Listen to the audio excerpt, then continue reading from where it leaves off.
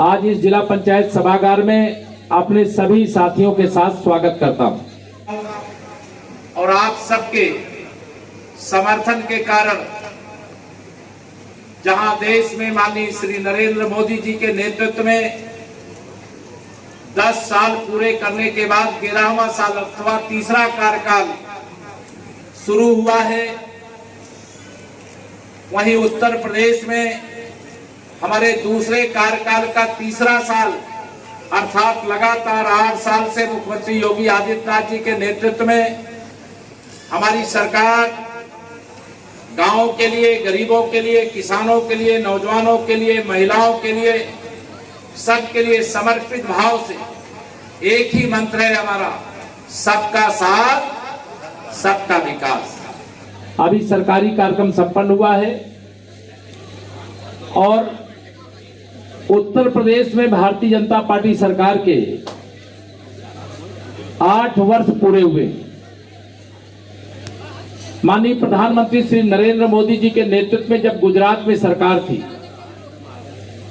तो उन्होंने मुख्यमंत्री के रूप में एक गुजरात मॉडल, विकास का मॉडल खड़ा किया था, जिसे पूरा देश मोदी मॉडल के रूप में जानता है। माननीय योगी आदित्यनाथ जी के नेतृत्व में 2017 में जब हमारी सरकार बनी तो हमने उत्तर प्रदेश में गुजरात का जो मोदी मॉडल था उसको अपनाए और प्रधानमंत्री जी के मार्गदर्शन में, मुख्यमंत्री जी के नेतृत्व में जो उत्तर प्रदेश अराजकता का प्रदेश बन चुका था, गुंडागर्दी करने वालों का प्रदेश बन चुका था, दंगे, माफिया सभी प्रकार के, चाहे वो नकल माफिया, शराब माफिया, भर्ती माफिया,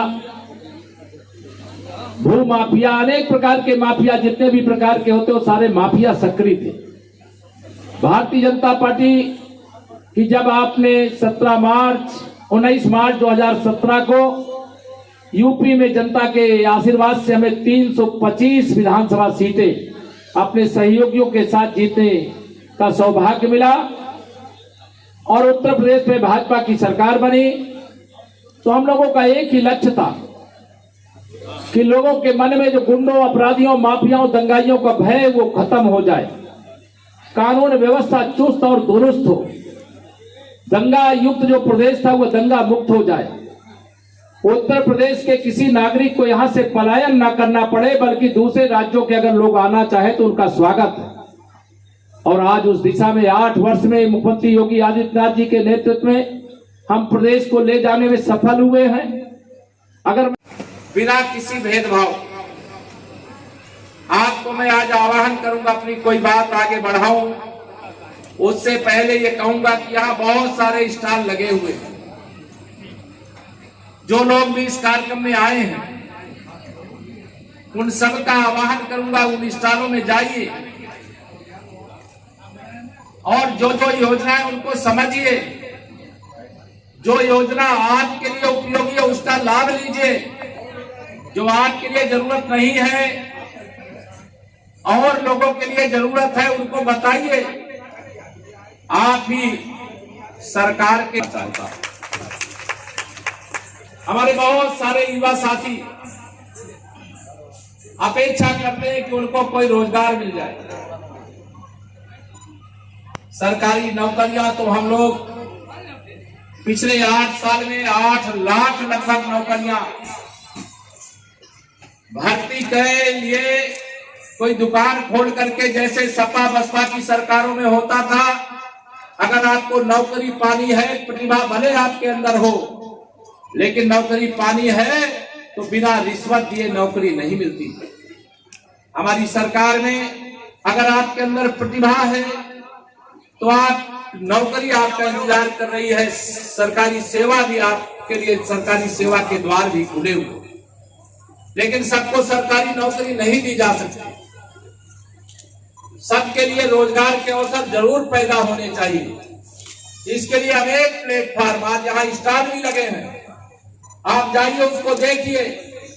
अगर आप बैंक से कर्ज किसी योजना के अंतर्गत लेना चाहते हैं तो कई योजनाएं, इसका वर्णन करूंगा तो देर लगेगी, कई योजनाएं हैं जिसमें आप कर्ज लेकर के नौकरी पाने वाले नहीं बल्कि नौकरी देने वाले बन सकते हैं। आज यहाँ पर ये प्लेटफॉर्म पूरे प्रदेश के अंदर हमारी सरकार का यही संकल्प है। उसी संकल्प के क्रम में हम आगे बढ़ रहे हैं। हमारे नौजवानों के हाथ में रोजगार होगा, हमारी महिलाओं के पास भी आय का स्रोत होगा। हमारे शहर जिस तरह से आगे बढ़ रहे हैं उसी प्रकार से गांव भी आगे बढ़ेंगे। हम स्मार्ट सिटी और स्मार्ट विलेज या दोनों को एक साथ आगे बढ़ाने के संकल्प के साथ काम कर रहे हैं। अगर शहर में रहने वालों को 24 घंटे बिजली मिलती है तो आज हमें गर्व है कि जब से आपने कमल का फूल खिलाया है, उत्तर प्रदेश में देश की तरह भारतीय जनता पार्टी की सरकार बनाया है। अगर शहर में 24 घंटे बिजली मिल रही है तो गांव में भी 20 घंटे बिजली देने का काम किया जा रहा है। आप गांव के अंदर भी अपना कोई काम कर सकते हैं।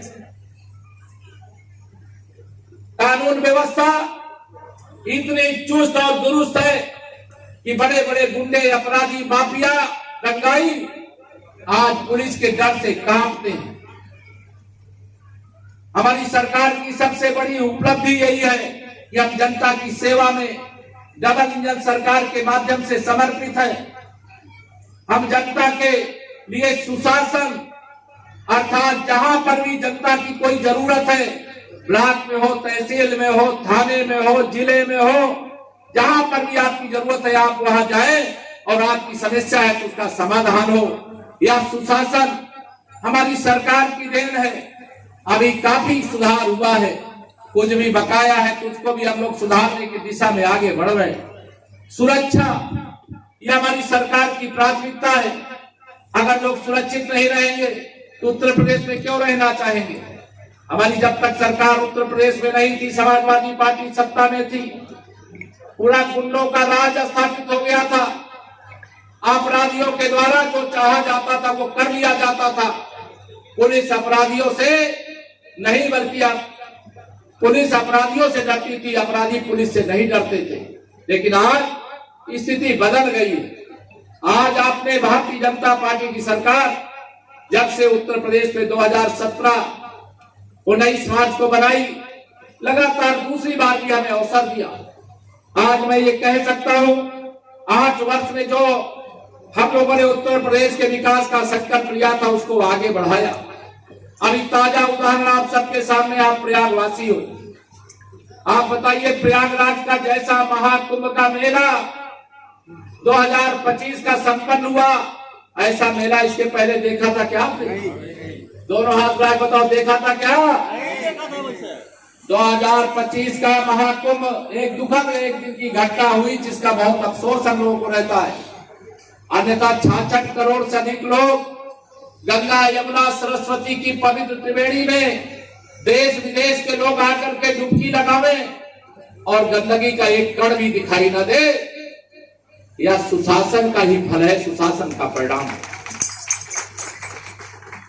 सुरक्षा को लेकर के हमारी सरकार सदैव सजग रहती है, सतर्क रहती है। आज हम गर्वपूर्वक कह सकते हैं 8 वर्ष की सरकार में एक भी दंगा नहीं हुआ, एक भी जगह कर्फ्यू लगाने की आवश्यकता नहीं पड़ी। क्यों नहीं पड़ी?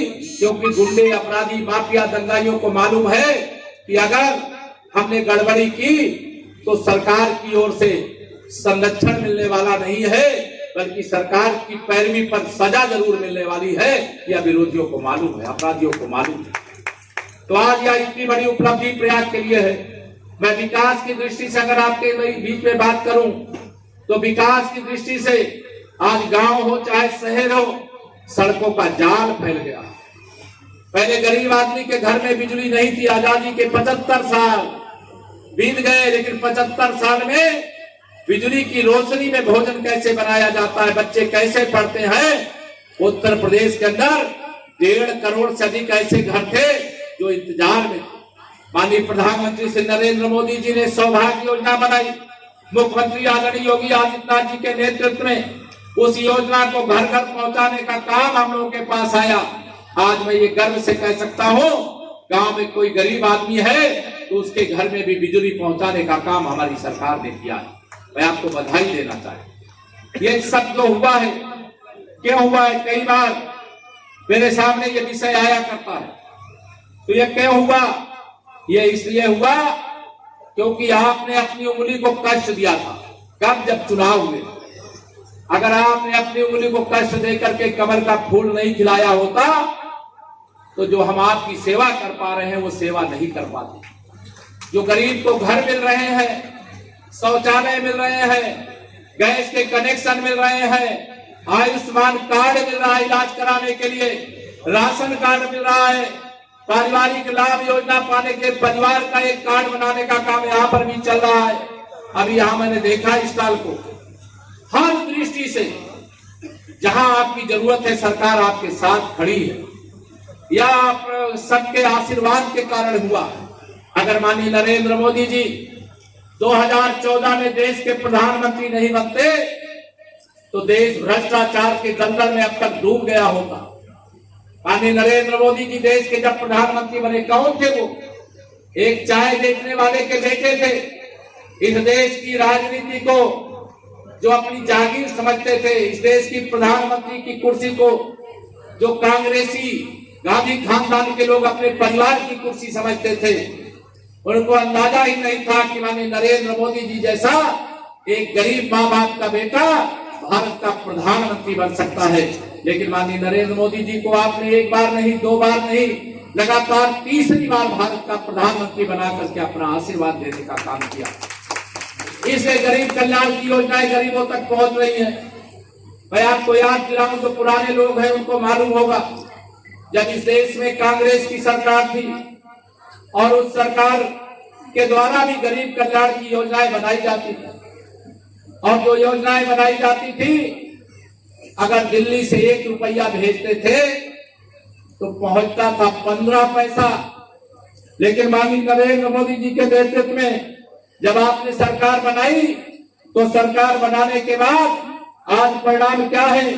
आज परिणाम ये है कि अकेले आपके इस प्रयागराज में ही जो आंकड़े हैं, चाहे प्रधानमंत्री किसान सम्मान निधि हो, चाहे हमारे तमाम सामाजिक सुरक्षा के दृष्टि से, चाहे हमारी वृद्ध माताएं बहनें हो, बड़े बुजुर्ग हो, चाहे हमारी निराश्रित माताएं बहनें हो, चाहे हमारे दिव्यांग भाई बहन हो, उनको पेंशन देने का काम पिछली सरकार के समय 300 रुपया महीना दिया जाता था। 6 महीने में एक बार पैसा आता था, उसमें भी बिना रिश्वत दिए पेंशन का पूरा पैसा नहीं मिलता था। हमारी सरकार ने 300 रुपया महीना से बढ़ा करके 1000 रुपया महीना किया, और जो पात्र थे उसका अभियान चला करके उन सब लोगों को पेंशन देने का काम किया जा रहा है। आज कहना चाहता हूं, अगर कोई पेंशन पाने से वंचित है और उसकी पात्रता है तो यहाँ स्टॉल लगाए, जाके फॉर्म भर दीजिएगा, आपको पेंशन मिलना शुरू हो जाएगी। 56 लाख प्रधानमंत्री आवास उत्तर प्रदेश के अंदर दिए गए। देश में सबसे अधिक प्रधानमंत्री आवास देने में उत्तर प्रदेश पहले स्थान पर है। लेकिन इसके बाद भी मेरे प्रधानमंत्री जी ने कहा, जब तक एक एक गरीब को जिनके पास रहने का घर नहीं है उन्हें घर नहीं दिला दूंगा, शौचालय नहीं दिला दूंगा, गैस का कनेक्शन नहीं दिला दूंगा, बिजली का कनेक्शन नहीं दिला दूंगा, तब तक चैन से नहीं बैठूंगा। तीसरी बार प्रधानमंत्री बने, उन्होंने 3 करोड़ प्रधानमंत्री आवास बनाने वाली फाइल पे जो पहला हस्ताक्षर किया था प्रधानमंत्री बनने के बाद, वह प्रधानमंत्री आवास के लिए किया था। आप सबको बताना चाहता हूं, कार्यकर्ता साथी भी सुनेंगे, इस समय सर्वे का काम चल रहा है, 31 मार्च तक चलेगा। जिनकी पात्रता है, जो झोपड़ियों में रहते हैं, जो कच्चे घर में रहते हैं, जो तिरपाल डाल करके रहते हैं, पन्नी डाल करके रहते हैं, वो अपना फार्म भरे, उनको प्रधानमंत्री आवास उपलब्ध कराने का काम यहाँ शुरू होने जा रहा है। मैं आपको यह भी बताना चाहता हूं, आप सब मुख्यमंत्री सामूहिक विवाह योजना भी देखते हो। पहले अगर कोई भी ओबीसी का बच्चा बेटी हो, चाहे एससी की हो, एसटी की हो, अगर उनकी बेटियों की शादी होती तो उसमें अनुदान की व्यवस्था थी, लेकिन उस अनुदान में भी रिश्वत, बिना पैसा के अनुदान नहीं मिलता था। अगर आज कोई परिवार गरीब है और अपनी बेटी को शादी कराना चाहता है तो पिछले वित्तीय वर्ष तक अर्थात 31 मार्च तक तो वह राशि 51,000 रुपया थी। लेकिन 1 अप्रैल से अगर कोई शादी अपनी बेटी की मुख्यमंत्री सामूहिक विवाह योजना में कराएगा तो 1 लाख रुपया उस शादी में सरकारी खजाने से खर्च करने का काम किया जाएगा। हमारी सरकार आने से पहले हमारे जो किसान थे उनको सम्मान निधि नहीं मिलती थी। अगर वो नलकूप लगाए थे तो उनको बिजली का बिल देना पड़ता था। लेकिन 31 मार्च 2023 के बाद उत्तर प्रदेश के जो किसान अपना नलकूप लगाए हैं, अब बिजली का बिल मेरे किसानों को नहीं देना पड़ता, सरकारी खजाने से उनके बिल का भुगतान करने का काम किया जाता है। आप में से बहुत लोग बहुत सारी फ्री में सामग्रियां पाते हैं।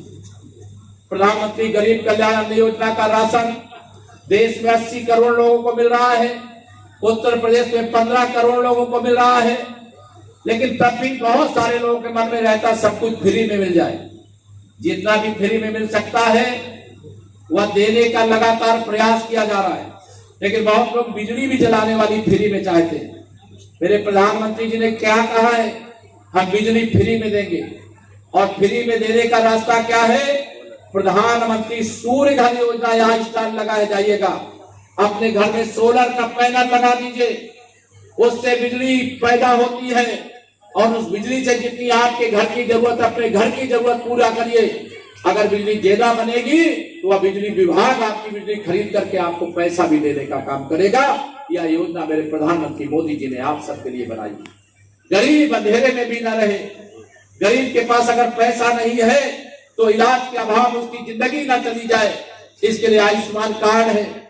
बच्चे उस गरीब के पढ़ाई अच्छी कर सके, इसके लिए चाहे जूता मोजा से लेकर के, बैग से लेकर के, ड्रेस से लेकर के, किताब कापी तक देने का काम और मिड डे मील के माध्यम से दोपहर का भोजन देने का भी काम किया जा रहा है।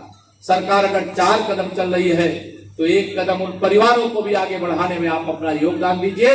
हम बच्चों को अच्छा पढ़ाएंगे, गरीब का बेटा गरीब ना रह जाए, गरीब का बेटा भी अमीर बने, मजदूर का बेटा भी डॉक्टर बन सकता है, इंजीनियर बन सकता है, IAS अफसर बन सकता है, PCS अफसर बन सकता है। आज कुछ भी असंभव नहीं है, आज सब कुछ संभव है। क्यों संभव है? क्योंकि देश में माननीय मोदी जी और प्रदेश में आदरणीय योगी जी के नेतृत्व में भारतीय जनता पार्टी की डबल इंजन की सरकार है। मैं आप सब लोगों से आज यहाँ पर कहना चाहूंगा, जब से मोदी जी प्रधानमंत्री बने देश में 25 करोड़ लोग गरीबी रेखा से बाहर हुए।